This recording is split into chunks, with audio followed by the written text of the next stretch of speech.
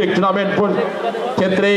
তবে দেখেন এই ক্ষেত্রে নামের কতটুকু সুবিচার করতে পারে রিপন, সেটা কিন্তু দেখবার বিষয়। শিপন কিকাপের মধ্য দিয়ে কিন্তু খেলা শুরু হয়ে গেল। এই ক্ষেত্রে নাইজেরিয়া তিনি কিন্তু পুশ করছেন সতীর্থ রশি উঠতেছে সেন্ট্রাল ব্যাক পারবেন কি? জার্সি নাম্বার 99 এই ক্ষেত্রে বুয়েটিন থানা থেকে উড়িয়ে আনা হয়েছে বিপদ সীমায়। তবে এই মুহূর্তে কোনো বিপদ নয়, রক্ষণ ভাগের অত্যন্ত প্রহরী তিনি কিন্তু ক্লিয়ার করলেন। আছে অনেক দর্শক সমর্থকরা কিন্তু কেটেছে আজকের এই মনোমুগ্ধকর উদ্বোধনী ম্যাচটি উপভোগ করবার জন্য।